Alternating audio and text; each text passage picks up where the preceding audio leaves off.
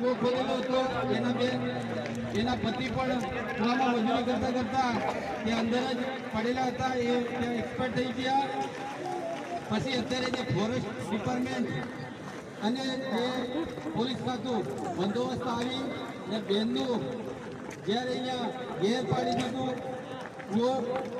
કૂવામાં માટી નાખીને એને બુરાઈ દેવામાં આવ્યો. એના પછી જે સ્થાનિક લોકો હતા એને આપણે અહીંયા સ્થાનિક ગ્રામ સભા બોલીએ એ લોકો બધા ભેગા થઈને બધા રજૂઆત કરવા આરીફો સાહેબ ફોરેસ્ટ ડિપાર્ટમેન્ટ અને જે અધિકારીઓ જિલ્લામાંથી આવેલા હતા એ લોકોને ત્યાં શાંતિથી સાંભળતા હતા. પણ લોકોની વાતો ફોરેસ્ટ ડિપાર્ટમેન્ટ અને પોલીસ ખાતું ના સાંભળ્યું. એના પછી આપણે જે સ્થાનિક લોકો હતા આદિવાસી પરિવાર ઉપર લાઠીચાર્જ કરવામાં આવેલો હતો, જોડે મારવામાં આવ્યા હતા. એના પછી ત્યાંથી લોકો ત્યાંથી ભાગ્યા.